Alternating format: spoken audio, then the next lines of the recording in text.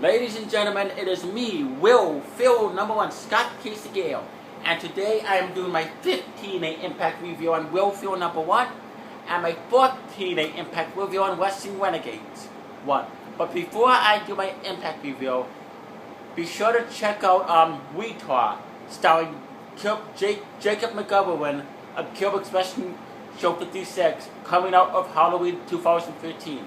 So be sure to check out Retard. Now, let's begin with the TNA Impact review, shall we? Okay, here we go. Impact starts with Sting walking in a suit into the arena from the parking lot. From early in the day, we go to a Bound for Glory series video package. The tournament begins tonight. We go to the crowd shots from Peoria, Illinois. It's open fight night with 10 of the 12 men who have qualified for the Bound for Glory series are in the ring. The missing two are Wood and Hardy. Hulk Hogan comes out to the stage in a blue TNA tank top and introduces Bobby Wood and Jeff Hardy. Hardy and Wood join the rest in the ring. Hardy has his paint on his neck only. Hogan sends to the big screen for the results of the fan vote for the first call-out. Hardy beats Wood 68%, 32%. Hogan asks who Hardy is calling out. Austin Aries cuts a promo on how he would love to face Jeff Hardy, but he has just as many supporters in the crowd as Hardy. Daniels takes the mic and says that Hardy should not call out Heat or Kazarian because Hardy would suffer a demoralizing loss. Hardy says he is calling out Wood for making a personal last week. Wood pushes Hardy and a big brawl breaks out. Okay segment. Back from a break to a replay. They show a graphic for how the Bound for Glory tournament works. Mr. Anderson makes his entrance. Anderson calls out Joseph Park. Joseph Park makes his entrance. And it's open fight night. Mr. Anderson versus Joseph Park. And DOC gets on the apron, kicks Park. Anderson takes advantage with a reverse STO for the win. Winner of 7 points by pinfall, Mr. Anderson. Okay, match. Anderson, DOC argue in the back, in front of the Brotherhood. They both think they should be the new vice president. Bodie yells at them and says that they will put it to a vote. He says they have other business tonight involving his wife. Yeah. Jay Bradley is in the ring. He calls out Austin Aries. And it's open fight night. Austin Aries versus Jay Bradley. As we go to the next page.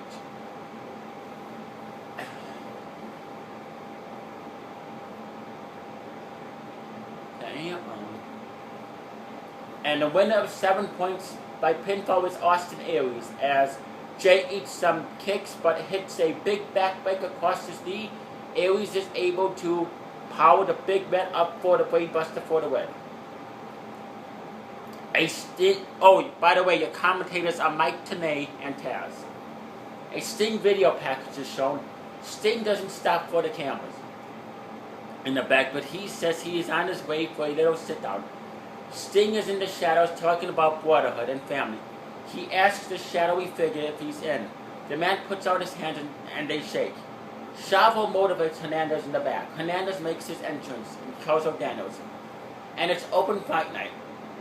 Bound for Glory series. Hernandez does versus Daniels. Winner of 7 points by pinfall, Daniels. Daniels hits a low blow and the best moonsault ever for the win. Brooke Hogan is on her way to the ring. Back from a break as Kazarian is in the ring, he calls out Magnus. And it's open fight night, Bound for Glory series, Magnus versus Kazarian. Magnus charges into the corner but Cass moves. Magnus applies the Texas clover leaf and Cass taps out after 5 seconds. Winner of 10 points by submission, Magnus. Okay match between Magnus and Kazarian. And Hulk is on his phone in the back. He is talking about 3 new guys. Bully approaches from behind with the hammer. Hulk grabs him by the collar and backs him into the wall. He dares Bully to hit him with the hammer. Bully says he is not that kind of man. Bully wants to talk to Brooke. Hogan says they are done. Bully asks Hogan why he thinks Brooke stopped him from hitting Bully with the hammer 2 weeks ago. Bully leaves and calls Hulk dad. Hogan is beyond frustrated. Brooke Hogan comes to the ring and stands behind the podium. She praises the knockouts, but her mic sound is slow. She says we are going to have a hot summer. She calls all the knockouts to the ring for a state of the knockouts, and ODB and Eric Young lead the way. Mickie James comes out with her own personal introduction from Brooke. She comes out cutting a heel promo after the state of the division. Brooke says this is not just about Mickie. Brooke turns her attention to Eric Young. She wants to know if he remembers what she told him last year. He comically says that technically he's not a woman. He hands over the TNA Knockouts tag title. He says that the good news is that it is National Kissing Day, and he follows all over ODB. They leave. Brooke says Velvet Sky is the heart of the division. Mickie interrupts and says that Velvet is hurt. Brooke says she spoke to Velvet's doctor and she is good to go, so they will face off next week. Gail Kim wants some attention and respect. Brooke praises Gail's match with Taryn. She says Gail will get a rematch against Taryn in a ladder match in Las Vegas. Very good segment. Yeah, I like how TNA uses their Divas division, their knockouts. It's better than WWE does. Take a lesson, WWE. However, it wasn't the smoothest segment in Brooke's defense. She improvised well and got some points across. Hogan tells his daughter that she did a good job, but now she has to leave because Bully is going to turn it into a circus. She reluctantly gets into the limo and goes back to the hotel. AJ Styles makes his full entrance to the ring. He grabs the mic, and with the mood lights, he says this is not about TNA or Aces 8, but about becoming TNA World Champion. He says that the 11 years, TNA is no place for a hero. He is sick and tired of doing the right thing, but he's doing his own thing. Samoa Joe makes his entrance. Bound for Glory series, Samoa Joe versus AJ Styles, and it ends up being a time limit draw, 2 points each. Joe goes for a superplex, but AJ shifts his weight and falls on top of Joe. Both men are down as the ref counts. Both men trade strikes in the center of the ring. AJ applies the calf killer, but Joe turns into a crossface. AJ gets 2.30 seconds remain. They grapple on the mat, but the time turns out. Pretty good match. I enjoyed it. I like this feud between AJ Styles and Samoa Joe. And I'm interested to see where it goes. And then AJ Styles, sucker punches Joe and they roll around on the mat. AJ's nose is busted open. Bully is on the phone in the back. It's Brooke. He tells her to come back because he wants to talk to her. Bully tells Diva, DOC, and Nux to jump on their bikes to make sure Brooke gets here safely. He tells the others to watch his back. Hulk Hogan tells the X Division stars Suicide King and Saban that if they win next week, the winner can choose to put up the X Division title to face Bully Ray on July 18th for the world title. Bobby Roode makes his entrance. Jeff Hardy is introduced, and it's Open Fight Night Bound for Glory series. Jeff Hardy versus Bobby Roode. Hardy goes into a flurry mode, punctured by a drop kick to the face. Leg drop to the groin for 2. Hardy hits the twist of fate and goes up to the top, but Roode avoids the swanton. Roode goes to a crossface, but Hardy gets out. Hardy hits another twist of fate out of nowhere for the win. Winner of 7 points, Jeff Hardy. Bully is on his way to the ring. Sting says the night is young. Bully Ray enters the ring and talks about all the guys gunning for his life.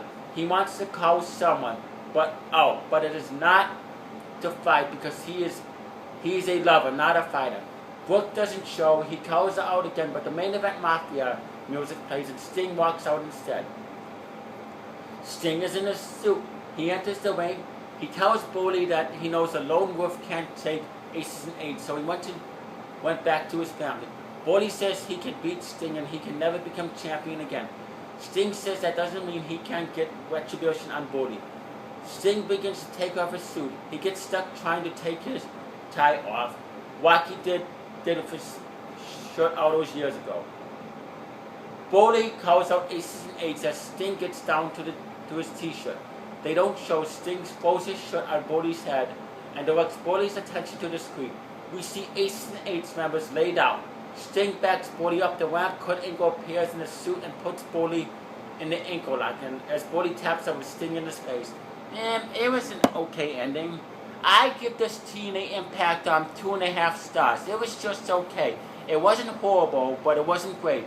Last week's TNA Impact was better, but it had some good moments. I'm still kind of interested in this new main event Mafia.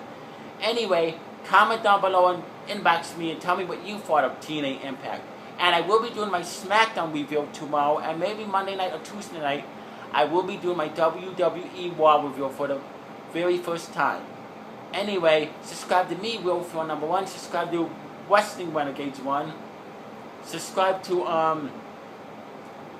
Kilbrick's Wrestling Show 56. Be sure to check out his horror movie coming out Halloween 2007, Retard. Subscribe to Michael Miner. Subscribe to Godzilla Hawk. Subscribe to the Wrestling Goose. Subscribe to the Wrestling Goose Society. Subscribe to Everyone Loves WWE and TNA.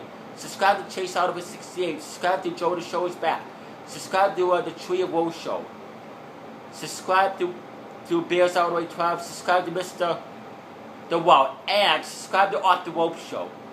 Please show your support for them. They make great videos. And Slug Daddy, I will miss you. Anyway, you were a great guy and I will miss you, Slug Daddy. Anyway, you stay classy, YouTube viewers. Live long and prosper, and peace out.